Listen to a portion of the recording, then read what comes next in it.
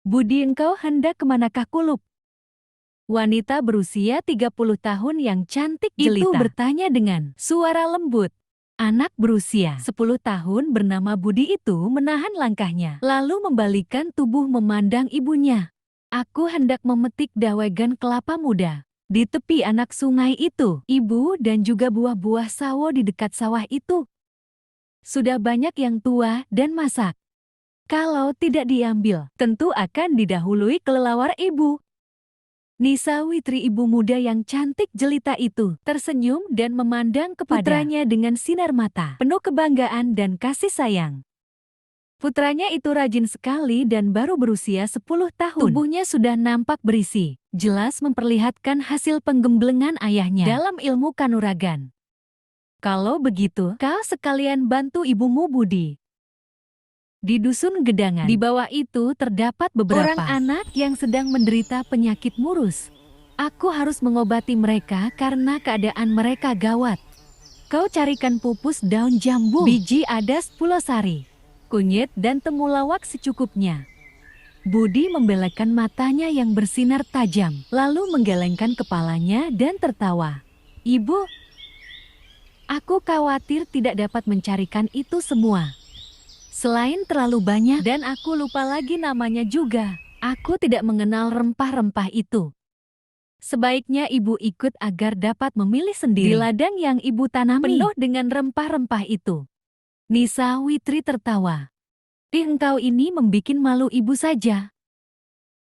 Ibumu seorang ahli jamu, akan tetapi putranya tidak mengenal adas pulosari. Baiklah, aku pergi bersamamu, agar engkau dapat belajar mengenal rempah-rempah itu. Akan tetapi kita pamit dulu kepada ayahmu. Budi Dharma anak itu, yang sudah berada di ambang pintu depan, masuk kembali mengikuti ibunya menuju ke sebuah ruangan di bagian belakang yang menjadi sanggar pamuja, di mana ayahnya melakukan puja semadi. Nisa Witri mengetuk pintu kamar dan itu. Tak lama kemudian terdengar helaan napas panjang disambung. Suara seorang pria. Engkaukah itu, Di Ajeng? Benar, Kakang Margono. Aku dan Budi hendak pamit karena kami hendak pergi mencari rempah dan buah-buahan. Masuklah dulu, Di Ajeng. Dan engkau juga, Budi. Aku ingin melihat kalian.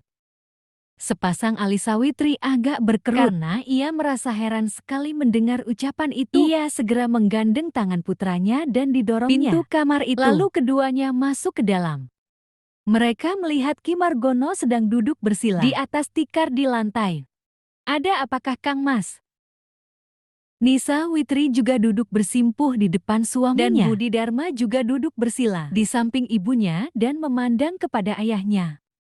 Kim Margono adalah seorang laki-laki berusia 35 tahun, akan tetapi wajahnya kelihatan lebih tua dari usianya. Pada wajah yang tampan itu terdapat goresan-goresan penderitaan batin dan sinar matanya sayu. Melihat betapa istrinya memandang kepadanya dengan khawatir, dia mencoba tersenyum. Tidak apa-apa, Di Ajeng, aku hanya ingin melihat kalian. Hatiku merasa tidak nyaman, karena itu jangan lama-lama kalian pergi. Kalau begitu aku tidak jadi. Pergi saja, kata Nisa Witri. Pergilah, Di Ajeng. Engkau hendak mencari rempah-rempah untuk mengobati anak-anak di dusun Gedangan itu, bukan? Jangan sia-siakan tugasmu, Di Ajeng. Akan tetapi aku khawatir. Apa yang dikhawatirkan? Di atas semua kekuasaan masih ada kekuasaan tunggal yang tertinggi yang menentukan segala yang akan terjadi di dunia ini. Aku telah memasrahkan diriku kepada kekuasaan Hyang Widi, maka apapun yang terjadi akan kuterima sebagai kehendaknya. Apapun yang terjadi menimpa diri kita, yang baik maupun yang buruk, bukan lain hanyalah buah hasil perbuatan kita sendiri. Karena itu aku sudah siap dan rela menerimanya, Di Ajeng. Perasaan khawatir akan terjadinya sesuatu yang akan menimpa diri kita hanya menunjukkan bahwa kita masih ragu dan kurang teguh iman kepada kekuasaan Hyang Widi. Nah, pergilah.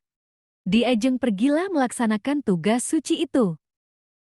Nisa Witri mengangguk, akan tetapi ketika ia hendak meninggalkan kamar itu, ia berpesan. Kakang Mas, aku pergi takkan lama. Tinggallah di dalam kamar saja. Kakang Mas, jangan pergi kemana-mana dan tunggu sampai kami kembali.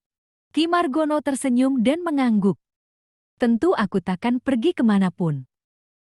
Dan engkau tahu bahwa aku cukup mampu menjaga diriku sendiri. Andai kata ada mara bahaya. Nah, pergilah istriku dan anakku yang terkasih. Ibu dan anak itu meninggalkan pondok mereka yang sederhana. Keluarga ini tinggal di pondok yang berdiri di lereng bukit itu tanpa tetangga. Karena mereka memang sengaja hidup menyendiri di lereng bukit dekat anak sungai. Dusun yang menjadi tetangga mereka adalah Dusun Gedangan yang nampak dari lereng itu. Sebuah dusun kecil dengan hanya sekitar 30 rumah. Sudah 5 tahun keluarga yang terdiri dari orang ini tinggal di lereng bukit itu di ujung timur daerah kerajaan Daha. Para penduduk dusun di sekitar tempat itu tidak ada yang tahu dari mana keluarga ini berasal. Akan tetapi tidak ada yang berani bertanya karena suami istri dengan seorang itu jelas bukan orang dusun. Hal ini jelas nampak dari sikap dan cara mereka bicara yang halus. Juga keterbukaan tangan mereka untuk menolong penduduk dusun, terutama sekali mengobati mereka yang sedang menderita. Sakit membuat mereka sungkan dan menaruh hormat. Setelah meninggalkan rumahnya, Nisa Witri merasa gelisah. Entah mengapa ia sendiri tidak tahu, akan tetapi jantungnya seringkali berdebar. Apakah sudah waktunya mereka harus berpindah tempat lagi? Selama 10 tahun ini, ia dan suaminya berpindah-pindah tempat. Baru sekarang ini, mereka tinggal menetap di sebuah tempat sampai 5 tahun lamanya. Biasanya mereka berpindah-pindah tidak pernah tinggal di suatu tempat. Lebih lama dari setahun, mereka hanya pindah lagi. Ia mengambil keputusan. Ia akan mengajak suaminya pergi dari situ dan pindah ke lain tempat lagi. Siapa tahu para pengejar itu telah berhasil menemukan tempat tinggal mereka. Ia bergidik budi. Ia memanggil putranya. Budi yang sedang memanjat pohon sawo dan mencari buahnya yang sudah tua menjawab dari atas pohon. Ada apakah ibu? Turunlah kita pulang sekarang. Tapi aku baru mendapatkan sedikit. Turunlah nanti kita cari lagi. Kita harus pulang sekarang juga. Suara ibunya begitu mendesak sehingga Budi Dharma lalu turun dan mengumpulkan dawegan dan yang telah dipetiknya. Kemudian dia memanggul keranjang berisi buah-buahan itu, dan bersama ibunya yang membawa rempah-rempah, dia pulang. Nisa Witri melangkah dengan cepat sekali, sehingga putranya harus 1/2 berlari agar tidak tertinggal. Tak lama kemudian sampailah mereka di pondok mereka. Sunyi saja di sekitar pondok seolah tidak terjadi sesuatu. Nisa Witri menghela nafas lega. Akan tetapi, ketika mereka tiba di halaman depan pondok mereka, Nisa Witri melihat banyak jejak kaki di atas tanah. Wajahnya seketika menjadi pucat sekali. Matanya terbelalak dan berbisik. Penuh kekhawatiran dan bisikannya gemetar. Kakang Margono. Kemudian berlarilah ia ke arah pintu depan pondoknya. Lalu menerjang daun pintu yang tertutup. Daun pintu terbuka dan ia melompat ke dalam. Budi Dharma tercengang dan anak ini hanya berdiri memandang ibunya. Tidak mengerti mengapa ibunya demikian gelisah. Kakang Margono. Teriakan melengking. Suara ibunya itu membuat Budi melonjak dan kaget. Dia melepaskan keranjangannya lalu berlari memasuki pondok. Begitu melangkahi ambang pintu, Budi tertegun terbelalak memandang ke dalam. Dia melihat ayahnya mandi darah. Kepalanya di atas pangkuan ibunya yang merangkulnya sambil menangis. Saking terkejut dan bingungnya, dia hanya berdiri seperti patung. Tidak mampu mengeluarkan suara, juga tidak tahu harus berbuat apa. Akan tetapi dia memandang penuh perhatian. Dilihatnya, ayahnya menggerakkan tangan kanannya yang berlumuran merangkul dan menarik leher ibunya. Sehingga kepala ibunya menunduk. Lalu terdengar suara ayahnya yang parau. Seolah suara itu hanya sampai di lehernya. Nih mereka datang, gagak stop. Tangan itu jatuh kembali. Kepala itu terkulai di atas pangkuan. Kakang Margono. Kakang. Nisa Witri memetik. Suaranya melengking tinggi kemudian. Tubuhnya terkulai lemas, pingsan sambil merangkul suaminya. Melihat ini, Budi berlari dan berlutut di dekat ayah ibunya, menangis. Ibu ayah. Dia mengguncang-guncang pundak ibunya. Dan dengan hati ngeri dia melihat betapa darah membasahi seluruh tubuh ayahnya. Ibu bangunlah ibu-ibu. Budi berteriak-teriak sambil menangis.